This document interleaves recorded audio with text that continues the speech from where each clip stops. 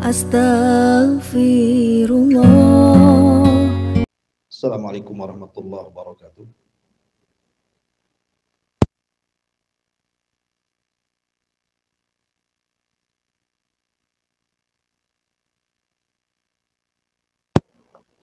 Wa ala alihi wa sahbihi wa mawalah. Wala haula wala quwata illa billahi wa ba'd.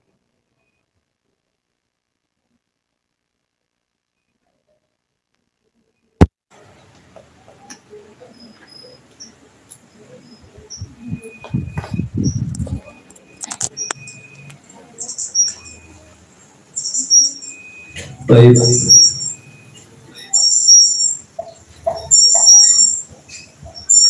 Kita lanjutkan kajian kita.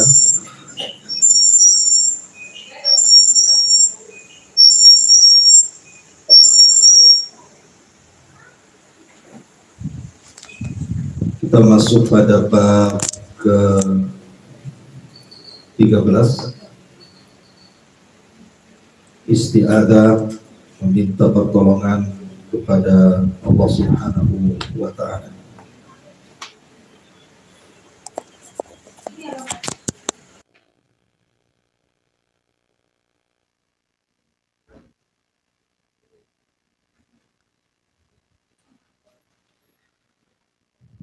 Di sini isti'adzah, meminta perlindungan kepada Allah Subhanahu wa ta'ala. Isti'adzah itu artinya meminta perlindungan.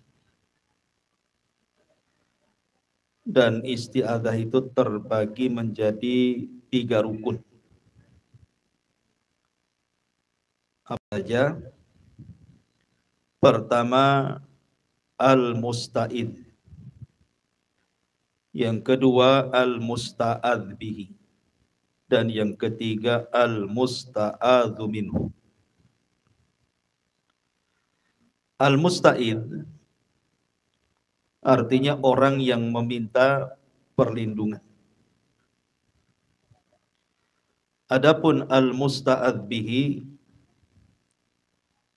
artinya zat yang kita minta berlindung, Allah Subhanahu wa ta'ala. Adapun al-musta'adz minhu artinya kita berlindung dari keburukan jin dan juga manusia. Dan isti'adzah ini adalah ibadah. Karena pertama Allah Subhanahu wa ta'ala yang memerintahkan kita untuk isti'adzah. Yang kedua, karena isti'adzah itu amalan qalbu, amalan hati. Di mana seseorang terkadang dalam hatinya merasa takut, sehingga perlu meminta perlindungan. Dan ibadah hati adalah seagung-agungnya ibadah. Maka barang siapa yang menyelewengkan isti'adzah, meminta perlindungan kepada selain Allah, maka dia telah melakukan kesyirikan. Di sini muallif rahimahullahu taala menyebutkan 2 dalil. Pertama, firman Allah Subhanahu wa taala, wa annahu kana rijalun minal insi ya'udzuna birijalin minal jinni fazaduhum rahaqa. Dan bahwasannya ada beberapa orang laki-laki dari manusia meminta perlindungan kepada beberapa laki-laki dari kalangan jin, maka jin-jin itu menambah dosa dan kesalahan mereka. Jadi begini, Bu. Di zaman jahiliyah,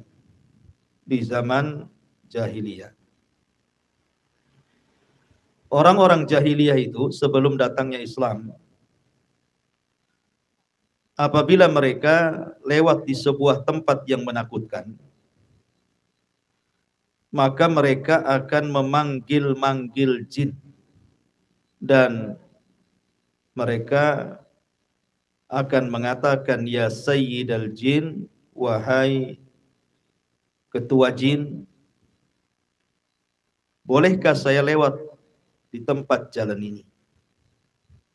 Jadi orang-orang jahiliyah seperti itu. Mungkin bahasa kitanya, kalau ibu lewat di sebuah tempat yang menakutkan, permisi gitu ya. Permisi gitu. Tetapi setelah datangnya Islam, maka mereka pun kemudian berlindung kepada Allah Subhanahu wa taala. Makanya di sini Allah Subhanahu wa taala berfirman, dan ada sebagian manusia meminta perlindungan kepada sebagian daripada jin. Hakikatnya, Bu, jin itu sebenarnya takut kepada manusia. Jin itu takut sama ibu, itu takut mereka itu. Itu dasarnya. Jin itu difitrahkan memiliki rasa takut kepada manusia. Tetapi ketika manusia itu makin banyak orang yang melakukan kesyirikan, menyembah kepada selain Allah, menyembah kepada berhala, kemudian sebagian mereka meminta perlindungan kepada jin, dari sini jin berani dan merasa bangga bahwa mereka seolah-olah rasanya lebih mulia dibandingkan manusia. Jadi ibu sebenarnya tidak takut. Tidak perlu takut, Bu, ya, karena dasarnya jin itu yang takut sama kita. Cuman karena kita ini kurang belajar tauhid, sehingga akhirnya terbalik pula, kita yang takut sama jin. Apalagi kalau dari kecil didoktrin supaya takut sama jin. Nah, ini anak ini akan besar dan jadi penakut, Bu. Makanya saya nasihatkan, Bu, jangan nakut-nakuti anak dengan jin. Jangan keluar, nak, ada setan. Nggak usah ditakut-takuti dengan setan. Nanti anak itu sudah ibu takut-takuti setan, nonton sinetron pula, judulnya Sundel Bolong. Makin takut, kan udah didoktrin dia takut setan dari kecil, hari-hari nonton sinetron tuh, hari Jumat. Wah, makin takut gitu. Sampai tua takut juga gitu ya. Sudah hujan deras, mati listrik, anjing Cina pula gonggong terus, mau ke kamar mandi tak berani. Akhirnya kencing di botol aqua. Subhanallah gitu ya, Bu. Karena takut gitu ya, nggak boleh. Justru dasarnya jin itu sebenarnya takut sama kita. Kalau kita berani, mereka takut. Tapi kalau kita takut, mereka berani. Sekarang ini uji mental saja, uji keberanian. Kalau kita berani, mereka takut. Karena itu memang fitrahnya jin itu takut sama kita. Karena kita lebih mulia masalahnya. Mereka takut dengan kita. Tapi karena manusia itu jauh dari tauhid, kemudian mereka melakukan banyak kesyirikan, itulah jadi berani. Makanya mereka kemudian berani kepada kita.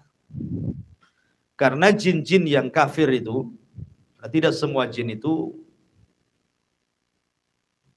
kafir, ada juga yang mukmin. Artinya Allah mengatakan wa inna minnas salihuna wa minna duna dzalik. Di antara kita ada jin-jin yang soleh, ada juga jin-jin yang fasik gitu ya. Lah jin-jin yang fasik ini, anak buah iblis, itu akan berusaha mencari media-media untuk menakut-nakuti kita. Dia akan berusaha mencari media-media itu. Contoh umpamanya, dia masuk ke media angin.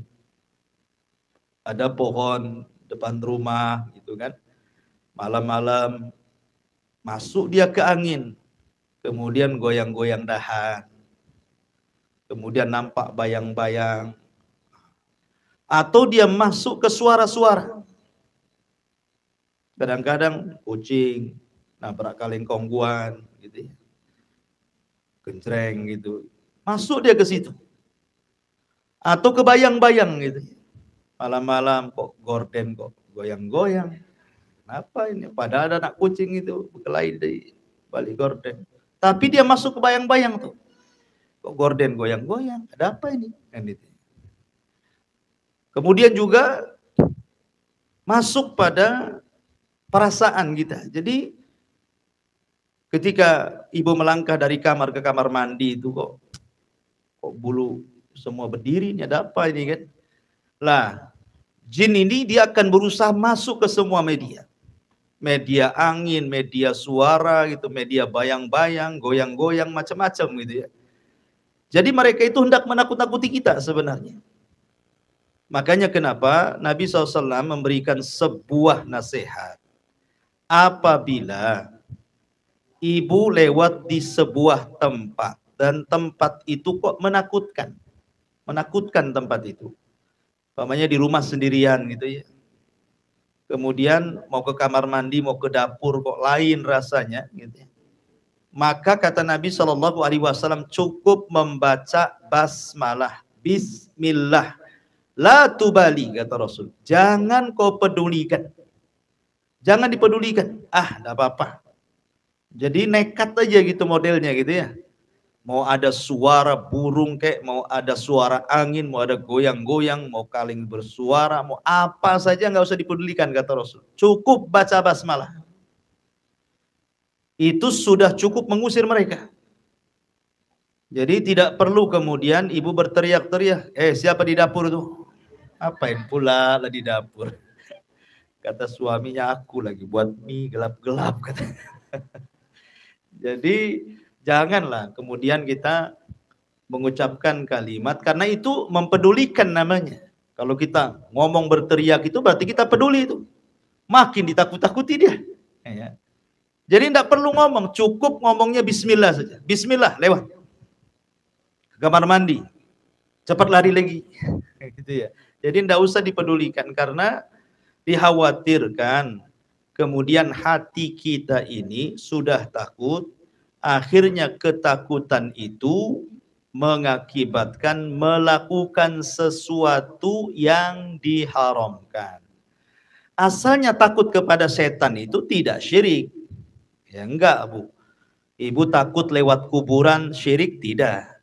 Ibu takut lewat di kegelapan, syirik tidak. Ibu takut malam-malam gelap kamar mandi, tidak. Takut kepada setan itu tidak syirik. Kenapa? Wajar, itu tabiat. Orang itu takut sama musuh. Karena setan itu musuh kita. Kita saja diancam mau dibunuh takut. Wajar gitu ya, itu takut tabiat namanya. Yang tidak wajar itu kalau ketakutannya mengarah kepada hal-hal yang kemudian ibu melakukan sesuatu yang terjerumus kepada kesyirikan. Karena takut rasanya kok di rumah ada aja yang ganggu. Akhirnya ngundang dukun, ya kan? Datang ke rumah. Ya, kan ada zaman kapan tahun ya di televisi itu ada siaran apa gitu ya yang nangkap jin dimasukkan botol tuh, Bu. Ya kan? Nanti orangnya berjubah-jubah, kadang-kadang kan 5-6 orang gitu. Pakai serban, pakai jubah, kayak iya aja dia nangkap jin itu. Bawa botol lagi itu. Nanti ditarik-tarik, kalau udah ketangkap jinnya itu ditarik-tarik, dimasukkan ke lubang botol, kemudian ditutup. Kayak tahu aja jin di mana, Bu ya. Coba bayangkan, kan nggak masuk di akal. Gimana kalau botolnya bolong kecil di situ, keluar lagi dari bolong tuh. Gitu ya. Jadi itu sandiwara, Bu, itu sinetron itu. Karena jin itu tidak kelihatan. Gaib. Yang mengatakan tidak kelihatan gaib bukan Abu Humairah. Al-Quran yang mengatakan innahum yarakum min haitsu la tarawnahum. Mereka melihat kalian, tapi kita tidak melihat mereka. Lah itulah jin bagi kita gaib di dunia, tapi nanti keadilan Allah nanti di akhirat terbalik, Bu. Jin tidak bisa melihat kita, kita bisa melihat mereka. Ya di dunia kita tidak bisa melihat mereka, mereka yang melihat kita. Di akhirat dibalik. Dan itu keadilan Allah. Lah karena jin itu tidak bisa dilihat, sementara mereka melihat kita. Pertanyaannya, macam mana mau nangkap jin? Nabi saja loh tidak tahu jin itu di mana kalau tidak dikasih tahu wahyu oleh Allah lewat Jibril. Seperti umpamanya ketika jin-jin Yaman itu ditugaskan iblis untuk mencari-cari kabar berita soal terhentinya jin-jin itu naik ke langit. Kan di zaman jahiliyah itu jin itu naik ke langit, kemudian mencuri dengar kabar wahyu. Kemudian kalau dapat satu kalimat nanti dijual ke paranormal. Tapi setelah diutusnya Nabi, langit dijaga, tidak ada jin yang boleh naik ke langit. Kalau berani naik ke langit langsung dihantam meteor mati. Sehingga tidak ada yang berani jin itu naik ke langit. Lah iblis itu ketuanya heran, ada apa ini anak buah saya tak bisa naik ke langit. Makanya kemudian iblis ini mengutus anak buahnya ke ujung timur, barat, selatan, utara. Ada apa? Tolong kalian harus cari tahu kenapa ini langit kok dijaga oleh bintang-bintang yang menembak-nembak anak buahnya. Akhirnya ada 7 jin dari Nasibin nyasar pula ke kebun kurma. Di kebun kurma itu Nabi sedang sholat. Ketika itu baru pulang dari Taif, dilempari orang Taif sedang berdarah-darah Nabi itu. Sholat subuh baca Quran. Jin ini dengar. Kemudian mereka mengatakan, oh apakah ini penyebabnya? Kenapa langit dijaga? Apa gara-gara orang ini? Maksudnya Nabi SAW. Dari situlah jin-jin itu beriman dengan sekali mendengar bacaan Quran yang dibaca Nabi. Masya Allah. Satu kali dengar Quran, langsung beriman, Bu. Kadang jin lebih baik dibandingkan kita, kan? Kita ini dengar Quran itu udah capek kali, tidak nangis-nangis juga. Kayaknya keras sekali hati kita ini. Baca ya tidak nangis, dengar juga ya nggak nangis gitu, banyak dosa kita ini. Terkadang ada jin itu yang luar biasa gitu, dengar Quran langsung beriman. Kalau kita dibacakan Quran lari pula kita. Gak percaya, Bu? Nah, coba orang-orang awam tuh, Bu, yang nongkrong-nongkrong itu, ibu deketi bawa Quran, baca surah Al-Baqarah. Apa reaksinya, Bu? Pasti bilang apa? Salah tempat, Bu, kalau ngaji di sana katanya kan. Itu ya kan? Pasti salah tempat. Belum waktunya yasinan, ngapain kau ngaji katanya. Pasti begitu. Reaksinya itu bukan didengerin, malah dikomentari. Yang ada pergi dia dari situ. Lebih setan dibandingkan setan.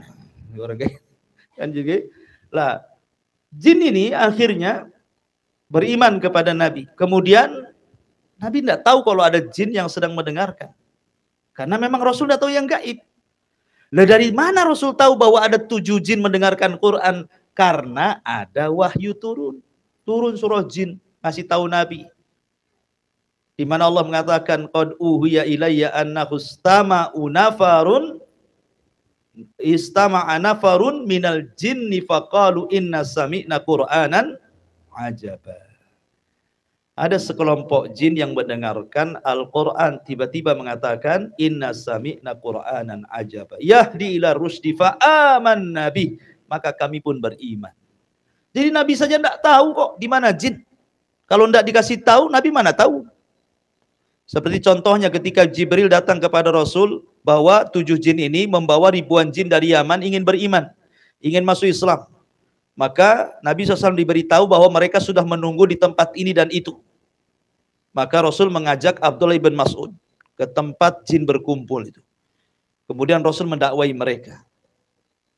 Lah dari sini menunjukkan Nabi tidak tahu kenapa di zaman sekarang kok ada orang yang tahu di situ ada jin. Makanya ulama akidah mengatakan tidak ada yang tahu di mana jin kecuali punya jin. Contoh, umpamanya ada anak kecil, ya kan, karena katanya anak sakti, karena punya indera ke-6 ke-7 gitu. Pokoknya lebih lah dari 5 indranya gitu, ya kan. Indigo atau apa istilahnya. Disangka anak ajaib pula gitu. Mampu melihat jin. Kadang anak itu nunjuk-nunjuk tuh di situ katanya kan. Kata ibunya tak ada apa-apa. Nah itu ada ini itu macam-macam. Itu bukan anak sakti, anak kesurupan itu, Bu. Anak itu ada jinnya, harus diruqyah, kasihan. Ya, anak indigo itu bukan anak sakti, anak sedang kesurupan, anak sakit. Harus diruqyah. Kasihan dia. Udah kecil-kecil diganggu jin. Ya, dari sini maka tidak ada yang bisa melihat jin kecuali dia melihara jin. Makanya jangan datangkan orang yang ngaku-ngaku nangkap jin itu. Mereka pakai jin juga. Ya. Jadi ada sebagian manusia itu mereka meminta pertolongan kepada jin. Jin itu nambah kufur. Ya, jin itu nambah kufur kepada manusia. Ma'asyiral muslimat yang dimuliakan Allah Azza wa Jalla. Dari ayat surah Al-Jin ayat 6 ini ada beberapa faidah yang bisa kita petik. Yang pertama, haram hukumnya meminta perlindungan kepada jin. Tidak boleh. Meminta perlindungan kepada jin itu hukumnya haram. Tidak boleh. Kenapa? Karena Allah Subhanahu wa taala merintahkan kita untuk berlindung hanya kepada Allah Subhanahu wa taala. Yang kedua, orang yang menambatkan diri kepada selain Allah hakikatnya sedang menghinakan dirinya. Kita ini mulia, jin itu hina. Ketika kita menyembah jin, kita pula jadi hina, jin pula jadi mulia. Kemudian yang ketiga, dalam ayat ini menetapkan bahwa jin itu ada. Harus diimani, jin itu ada. Ya, bahwa dalam setiap manusia itu ada jinnya. Dalam tubuh ibu-ibu ini ada jinnya tuh. Yang disebut dengan al-qarin namanya ya. Jadi ibu kalau malas sholat, malas melayani suami, maunya maksiat, itu dorongan-dorongan jin itu. Jin korin namanya. Lah jin-jin korin ini yang biasanya berinteraksi dengan jin-jin yang dimiliki dukun. Ya kan? Biasanya kan dukun kalau ramal-ramalan itu, maka jin dukun itu biasanya berkomunikasi dengan jin yang ada pada diri ibu. Makanya terkadang kita lihat kadang-kadang ada acara talkshow gitu ya, Mbah Dukun dengan siapa di televisi, tiba-tiba ada yang telepon gitu kan. Sebelum telepon si dukun ini sudah nebak ini. Nama ibu si Anu ya. Ibu kok bilang kok tahu ya? Belum mengenalin kok dia tahu ya. Nama ibunya si Anu. Kok tahu dia ya? Usia ibu kayaknya ini 40 tahun ini. Loh kok tahu dia? Ibu ini kayaknya lagi bertengkar dengan suaminya. Loh kok tahu dia? Pokoknya kadang-kadang padahal orang itu di televisi tuh.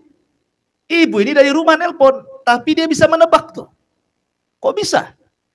Kok hebat dia bisa nebak-nebak? Bukan hebat. Sebenarnya jin yang ada pada si dukun itu, dia dapat informasi dari jin yang ada dalam badan kita. Jadi jin yang ada pada badan kita itu berkomunikasi dengan jin yang ada pada dukun. Jadi kata jin yang ada pada kita namanya si Anu. Nah, maka dia kasih tahu si Anu, ibunya si Anu, dikasih tahu ibunya si Anu, usianya si Anu, begitu. Ya, jadi saling memberikan informasi antara jin dukun dengan jin yang ada pada diri kita. Disebut inforjin namanya ya. Ada namanya informan, ada yang namanya inforjin. Jin yang memberikan informasi, ya kan?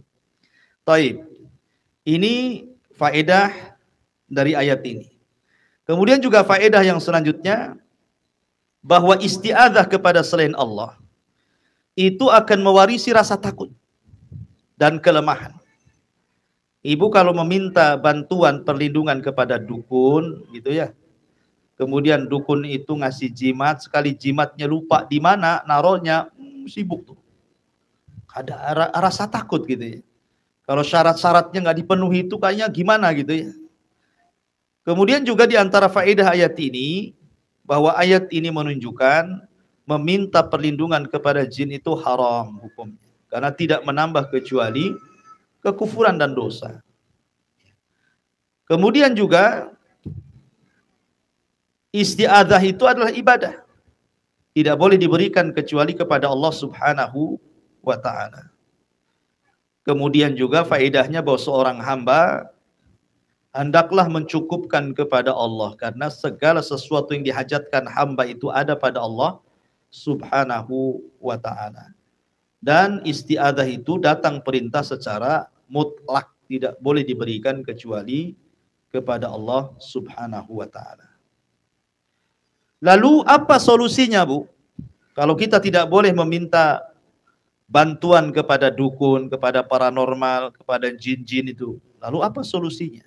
Ah, hadis yang kedua inilah solusinya.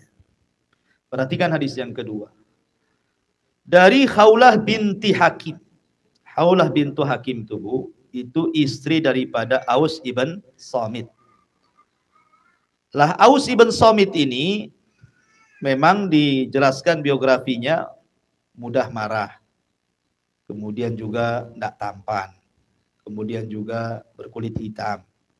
Kemudian ada sedikit kekurangan akalnya. Ya, tetapi kan orang dulu kan menikah main jodoh-jodohan, Bu. Lain dengan orang sekarang, Bu ya. Ibu jodohkan anak, mana mau anak dijodohkan hari ini. Anak sekarang sudah dapat jodohnya di Facebook, di Instagram gitu. Nah, mereka sudah punya jodoh sendiri. Kadang-kadang belum dikawinkan sudah kawin deh. Ya, itu anak-anak sekarang kan aneh-aneh gitu. Jadi Khawlah bintu Hakim ini suatu ketika yang namanya suaminya agak sedikit kurang akalnya, suka marah-marah. Jadi suaminya terucap kalimat, anti ka dhahri ummi, kamu loh seperti punggung ibuku. Khawlah nangislah karena bahasa jahiliyahnya engkau seperti punggung ibuku itu kalimat talak, ya kan? Datang dia kepada Nabi dan mengatakan, ya Rasul, suamiku mentalak diriku. Kenapa? Dia mengatakan aku seperti punggung ibunya. Lah Rasul ketika itu belum diturunkan ayat dihar, ayat mujadilah. Sehingga Rasul masih berpegang dengan adat istiadat jahiliyah. Kata Rasul, ya gimana? Suamimu sudah mentalak dirimu, berarti kau tidak halal lagi bagi suamimu. Maka kata Khawlah, tolonglah Nabi, tolonglah Nabi. Ini wanita berakal. Khawlah ini, dia orang bangsawan, orang cantik, gitu ya. Tapi karena sudah kadang banyak anak dari Aus ibn Samit, dia memandang anak-anaknya. Dia tidak mau bercerai dengan suaminya dan mendapatkan bapak lain dari anak-anaknya. Dia tetap mau bapak dari anak-anaknya itu adalah Aus ibn Samit. Walaupun kondisinya kekurangan banyak. Tukang marah, temperamen, akalnya kurang, orang yang gak ganteng, hitam, kriwel gitu ya.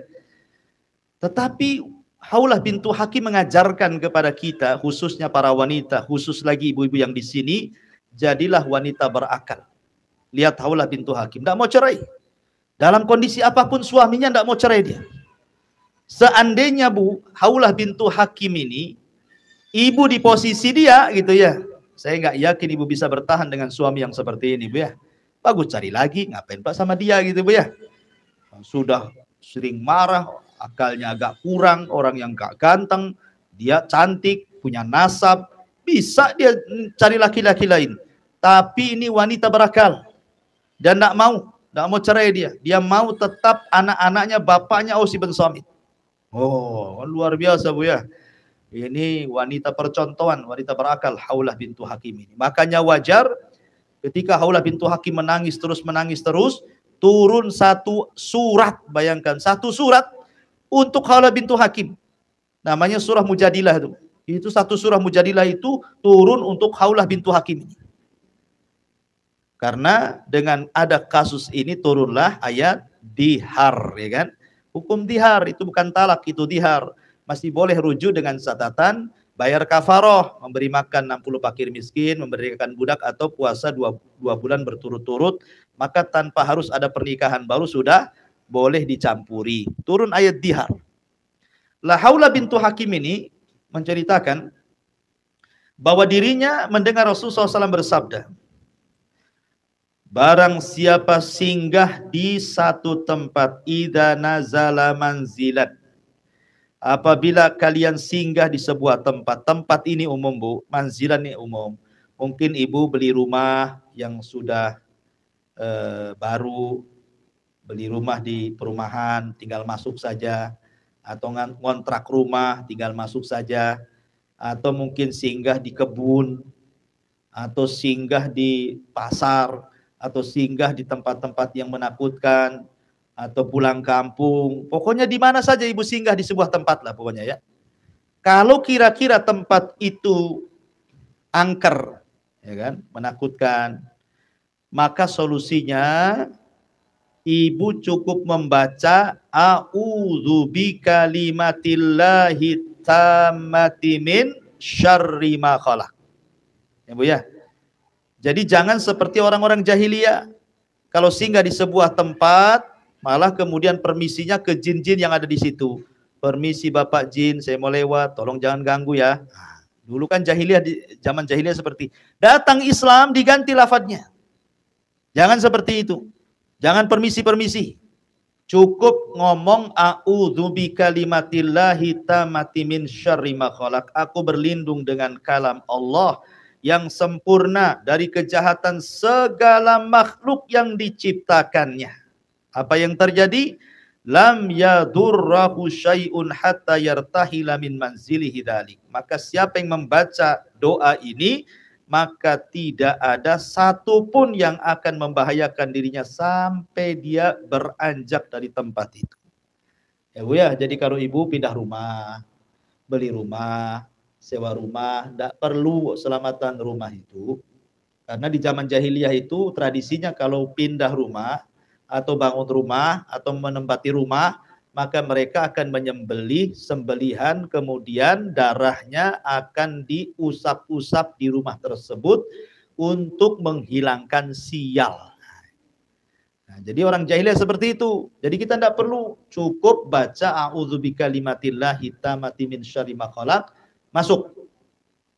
Kalau masih takut juga baca Al-Baqarah. Nanti setan-setan kabur dari rumah itu. Dan ibu harus yakin.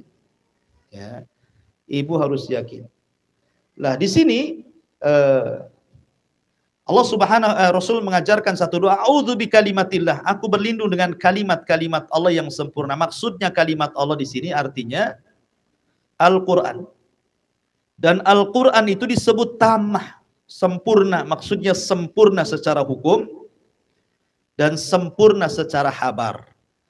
Apa yang dihabarkan Al-Quran semua benar, apa yang diperintahkan Quran semua adil. Itu disebut tamah, artinya sempurna, habarnya benar, hukum dan putusannya semua adil. Nah di sini Allah mengatakan min syarri ma khalaq, dari keburukan segala makhluk yang diciptakannya. Ingat, tidak boleh ibu menasabkan keburukan kepada Allah. Walaupun keburukan yang menciptakan Allah, tapi jangan dinasabkan kepada Allah. Ya, Allah menciptakan keburukan, tapi jangan dinasabkan kepada Allah. Tapi dinasabkan kepada selain Allah. Iblis, siapa yang menciptakan? Allah, gitu ya. Tapi jangan kemudian kita memanggil ya Rob Iblis, umpamanya gitu ya. Wahai Rob pencipta iblis, tidak boleh.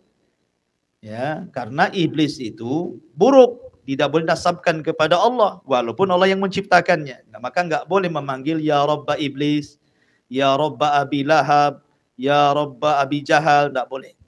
Ya. Ya Robba Syaitan, enggak boleh ya. Yang benar ya Rahman, ya Rahim, ya Malik, ya Kudus, nah, gitu. Sebut dengan nama-nama Allah Subhanahu wa taala yang sempurna. Baik, di antara faedah hadis ini, satu, bayan keterangan barakati hadat doa, berkahnya doa ini, bahwa doa ini cukup diucap bisa mengusir setan. Jadi ngusir setan gampang Bu ya, tidak perlu datang ke dukun, tidak perlu ngabiskan bumbu dapur. Ada tuh ngusir setan tuh bumbu dapur semua diikat, bawang putih, bawang merah, cabai putih, cabai merah semua diikat, digantung pula. Sayang Bu ya, bagus diulek jadi sambal. Ngapain pula ngusir setan pakai bumbu dapur? Ya, lebih parah lagi, garam lo 1 kilo ditebar dari belakang rumah. Ini ngusir setan gitu. Gampang ngusir setan dalam Islam. Cukup dengan membaca doa ini. Mati, ya kan? Kemudian yang kedua, bahwa bacaan Quran itu bisa mengusir setan. Dan Quran bukan makhluk, Quran itu kalamullah. Kemudian yang kedua, al-isti'adzah, meminta perlindungan tidak boleh kecuali kepada Allah. Kemudian disunnahkan membaca doa ini ketika ibu menempati tempat-tempat yang menakutkan. Ya kan, pulang kampung, kemudian naik bus gitu ya. Iya.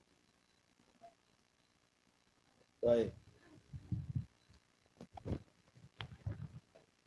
Jadi kalau ibu pulang kampung dari sini ke Padang gitu kan, nanti kan lewat katanya, lewat mungkin di perjalanan lewat hutan, lewat tebing-tebing, lewat lorong-lorong, lewat gua-gua gitu kan. Ah, kalau memang sekiranya menakutkan, baca doa ini.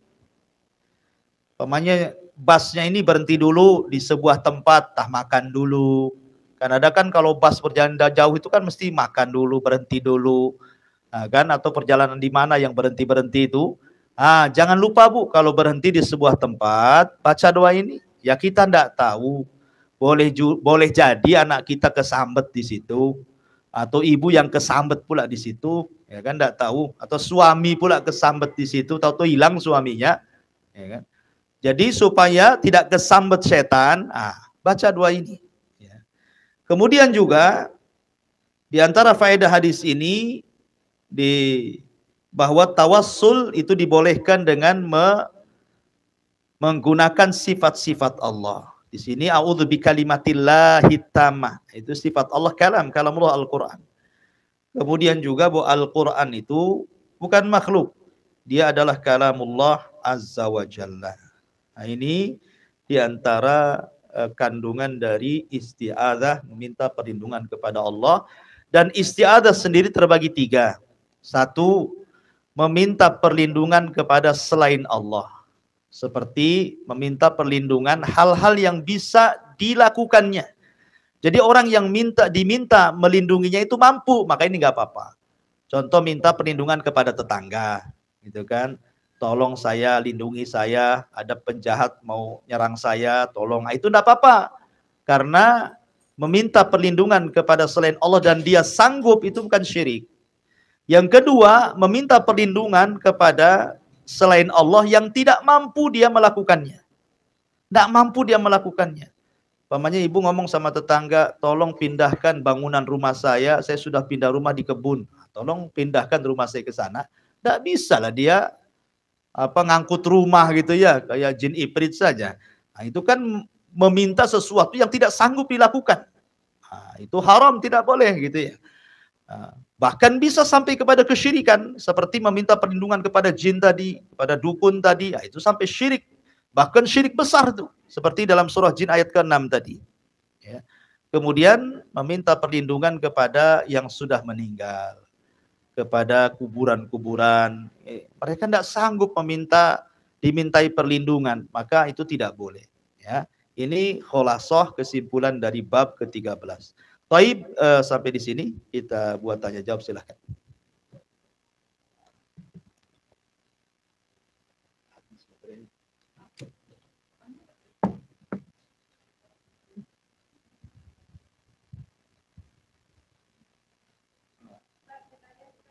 Bentar, ini baterai mau diganti, nggak dengar. Bentar. Itu pakai baterai, Bu. Oke. Yang ini, ambil deh. Enggak, itu yang dipakai. Itu yang dipakai.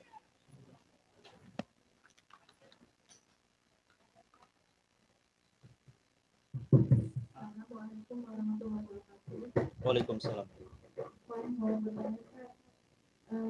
Di awal malam itu, maghrib itu kan di saat kita mulai keluar itu kan boleh nggak memberitahu kepada anak-anak bahwa ketubaran siang dan malam dan sampai malam itu kita tidak boleh keluar, berarti keluar di masa. Ya, alhamdulillah. Ya kalau memberitahu dengan jelas, tidak apa-apa. Pamannya anak ini dekat-dekat azan bilang, nak, jangan keluar rumah. Ini kata Nabi. Nah, gitu dijelasin Ibu ya. Kata Nabi bahwa jam-jam segini ini setan lagi main-main. Nah, jangan keluar, gitu ya. Tidak apa-apa. Nah, tapi didoktrin nanti kalau sudah selesai maghrib, nggak apa-apa. Nah, karena setannya sudah nggak ada, gitu ya. Jadi dijelaskan rinci. Jadi anak itu nanti kerekam. Jangan keluar, nanti kesambet setan. Nah, main-main gitu saja ya takutlah anak-anak tuh. Ya, jangan keluar nanti diculik setan. Jadi terdoktrinlah takut sama setan. Tapi kalau dijelaskan baik-baik, nah jangan keluar nih jamnya, setan lagi berkeliaran tuh di luar tuh, nanti aja habis maghrib. Jadi dijelaskan waktu yang boleh sama waktu yang tidak boleh. Itu kan tidak menakut-nakuti, itu ngasih tahu namanya. Ya, wallahu a'lam. Assalamualaikum Ustaz. Waalaikumsalam. Apa mau bertanya? Ya. Di luar tema ya. Iya, nggak apa-apa. Mungkin pertanyaan Ana ini mewakili ibu-ibu yang jualan yang lainnya mungkin ya. Iya. Begini Ustaz, Ina namanya. Jadi di sana saya punya warung nih ya. Terus saya mau sedekah. Memang benar-benar dalam hati saya, niat saya itu mau sedekah gitu. Misalnya saya mau sedekah nasi kotak 50 bungkus Jumat berkah. Cuma selainnya lillahi ta'ala, saya juga coba saya pasang stiker ya, ada nomor HP-nya. Mana tahu nanti ada yang suka akan sama saya. Nah, seperti itu gimana Ustaz? Boleh tidak sedekah yang seperti itu? Syukron. Iya, itu namanya nyelam ke sungai sambil minum air gitu ya. Iya. Bentar Bu, sabar. Jadi gini Bu ya. Amalan karena dunia itu terbagi menjadi beberapa bagian. Contoh, orang berangkat haji. Memang tujuan haji itu hanya karena dunia. Tidak ada karena Allah sama sekali. Memang dia ingin dapat titel hak atau hajah saja. Malulah, saya ini kaya, banyak duit, di pasar dan dipanggil Bu Haja terus, padahal saya nggak haji, itu kan. Nah, jadi terpaksa dia haji, karena udah dipanggil tetangga Bu Haja terus. Nah, paksalah dia haji supaya betul-betul hajah gitu kan, ada sertifikatnya. Nah, kalau ini bukan karena Allah, maka batal tuh amalannya. Ia haji sah hajinya, tapi nggak dapat apa-apa. Ini satu contoh. Contoh yang kedua, dia haji, tapi lillahi ta'ala. Betul-betul karena Allah hajinya itu. Tetapi karena dia juga bisnis emas, akhirnya dia terpikir, kan di Arab itu emas murah, karatnya bagus-bagus. Sekalian saya kulaan. Gitu Bu ya. Tapi dia memang haji. Soal nanti di sana dapat emas murah atau dapat emas mahal, terserah. Kalau murah saya beli, kalau mahal ya ngapain juga, sekalian aja gitu ya. Kata ulama, kalau yang seperti ini tidak membatalkan haji, tetapi mengurangi pahala. Ya, kalau bentuk yang kedua ini mengurangi pahala. Kemudian yang ketiga, memang dia berangkat karena Allah, betul-betul karena Allah. Nggak ada tendensi dunia sedikit pun. Tiba-tiba pulang dipanggil Pak Haji, Bu Haja. Maka kata Nabi, itu adalah busyrul ajil. Itu namanya kabar gembira, nikmat yang disegerakan di dunia. Ya kan, niatnya karena Allah. Kalau orang panggil Pak Haji, alhamdulillah. Itu namanya busyrul ajil. Kebahagiaan yang Allah segerakan di dunia dipanggil Pak Haji. Ibu ini tergolong yang mana? Ketika ngasih berkah Jumat itu. Yang pertamakah, yang keduakah, yang ketigakah? Contoh yang pertama.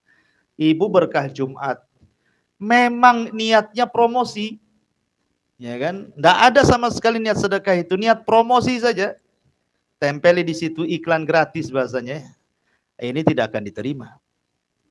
Kemudian yang kedua, berkah Jumat. Memang lillahi ta'ala. Lillahi ta'ala. Ya kan? Tetapi ya mungkin sekalian ngiklan di situ. Nggak apa-apa, tapi ngurangi pahala, Bu. Yang kedua ini. Kayak pertanyaan Ibu tadi kan, itu ngurangi pahala. Ya. Kemudian yang ketiga nih, lillahi ta'ala, enggak ada tulisan promosi-promosian. Pokoknya saya Jumat berkah. Jangan disebut nama saya, hamba Allah saja.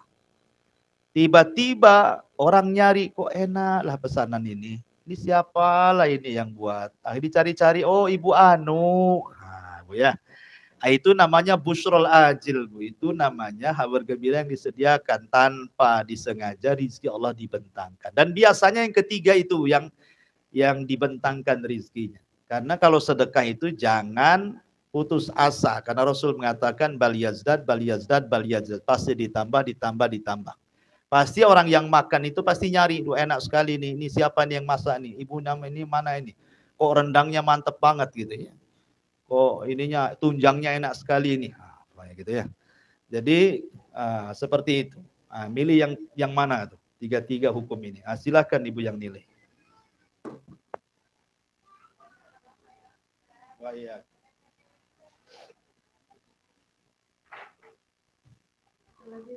Ya.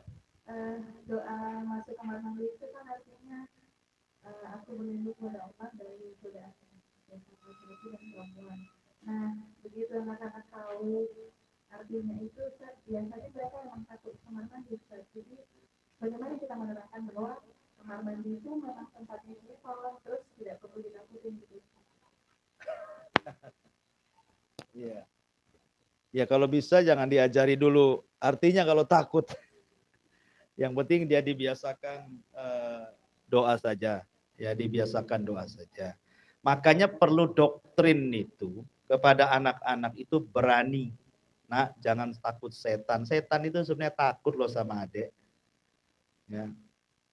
Setan itu kalau lihat adik lari loh, gitu ya. Pokoknya dibuat berani aja dia. Ya. Tapi kalau umpamanya ditakut-takuti, jadilah dia kan. Kalaupun umpamanya lama-lama, ya bahasanya jangan lama-lama, ada setan di situ. Oh, itu kan takut jadi anak-anak kan? Kan gitu kan. Satu sisi ada manfaatnya, bukan apa? Akhirnya dia sebentar aja di kamar mandi. Ya kan? Karena kan nggak boleh lama-lama di kamar mandi. Aneh di zaman sekarang ini kamar mandi lebih baik daripada kamar tidur. Ya kan Bu, ada tuh kamar mandi itu masuk dicantik-cantiknya kamar mandi. Harga kamar mandi itu 7 kali lipat harga kamar tidur tuh. Aneh zaman sekarang ngapain lama-lama di kamar mandi itu kan. Kamar mandi kan cukup untuk buang hajat, mandi, sudah selesai. Ya kalaupun ada kebutuhan umpamanya kan kayak sekarang ini ada kamar mandi, ada bak untuk sauna di kamar mandi, ya itu kan tidak setiap hari. Ya sewaktu-waktu aja. Ya intinya Bu tetap diajarkan di doktrin anak itu supaya berani lah. Ya kan. Wallahu a'lam.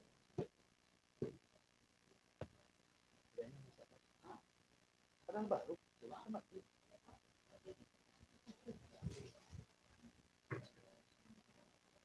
sendiri.